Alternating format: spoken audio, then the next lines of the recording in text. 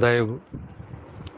ஒரு சமுசாரி ஒரு ஆசிரமத்திற்கு தற்செயலாக சென்றான். அங்கு ஒரு மகான் பலருக்கும் ஞான உபதேசம் செய்து கொண்டிருந்தார். அந்த நேரம் முடிந்த பிறகு இந்த சமுசாரி, சுவாமி, ஒரு சந்தேகம், தங்களிடம் கேட்கலாமா என்று பணிவோடு கேட்டான். அந்த மகானும் கேட்கலாம் அப்பா என்றார். அவன் கேட்டான், சுவாமி, கடவுள் என்று ஒருவர் இருக்கின்றார் என்று எப்படி ஊர்ஜிதமாக அறிய முடியும்? கடவுள் என்று ஒருவர் இருக்கின்றார் என்பதை எப்படி நிதர்சனமாக அறிய முடியும் என்றான். உடனே அந்த மகான் சட்டென்று சொன்னார்,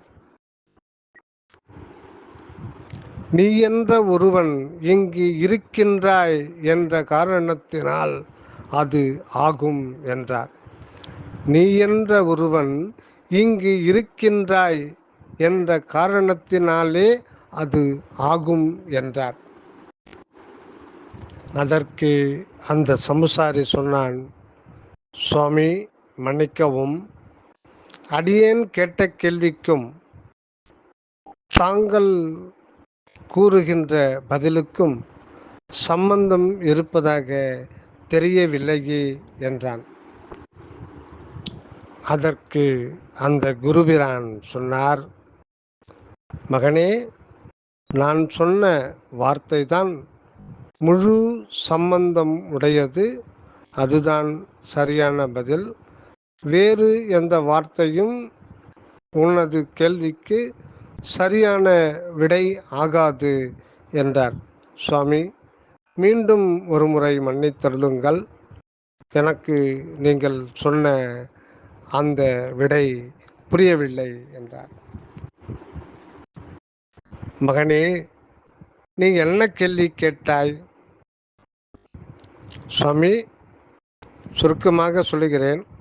கடவுள் இருக்கின்றாரா? கடவுள் இருக்கின்றாரா? அந்த மகான் கேட்டார். நீ இருக்கின்றாயா? இவன் சொன்னான், என்ன சுவாமி, நான் இருப்பதில் எனக்கு என்ன சந்தேகம் என்றான். அப்படி என்றால் கடவுள் இருப்பதில் உனக்கு என்ன சந்தேகம் என்றார். சுவாமி, மீண்டும் குழப்புகின்றீர்களே, மீண்டும் குழப்புகின்றீர்களே, எனக்கு ஒன்றும் புரியவில்லை என்றான். அதற்கு அந்த மகான் திருவாய் மலர்ந்தார். மகனே, அவன் இருக்கிறான் என்பதற்கு சாட்சி நீ இருக்கிறாய் என்பதுதான் அவன் இருப்புக்கு சாட்சியாகிறது. நீ இருப்பதால் அவன் இருப்பு சாட்சியாகிறது, சாத்தியமாகிறது, நிதர்சனமாகிறது. உன்னில் அவன் இருப்பு அறியப்படுவது அன்றி வேறு எதனாலும் எவராலும் எங்கும் அவன் இருப்பை அறிய முடியாது. உனது இருப்பே அவன் இருப்பை பிரதிபலிக்கின்றது என்றார். அந்த சமுசாரி இப்பொழுது மிகவும் அதிகமாக குழம்பி போனான். சுவாமி, எனக்கு தலையே சுற்றுவது போல் இருக்கின்றது சுவாமி. கடவுளுக்கும் எனக்கும் என்ன சம்பந்தம் சாமி? அவரோடு என்னை எப்படி தொடர்புபடுத்த முடியும் என்றான். அந்த மகான் சொன்னார், கடவுளுக்கும் உனக்கும் சம்பந்தம் இல்லை என்று எப்படி நீ முடிவு செய்கின்றாய்? இங்கு எதுவும் உனக்கு அந்நியம் அல்ல. உன் அறிவுக்கு எதுவும் அந்நியம் அல்ல. உனது அறிவுதான் கடவுள் இருப்பை உனக்கு காட்டிக் கொடுத்து கொண்டிருக்கின்றது.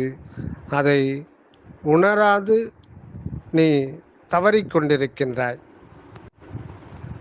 உனது இருப்பு என்பது ஒரு இயற்கை தந்த வரப்பிரசாதம்.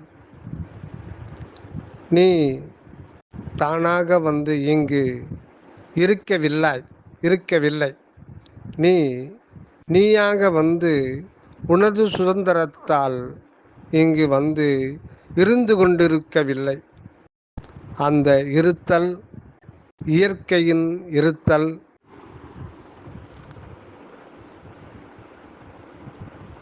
இயற்கையின்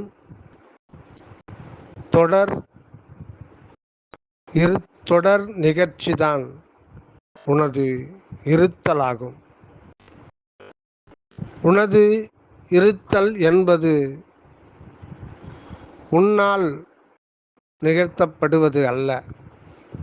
அந்த எங்கும் நிறைந்த அந்த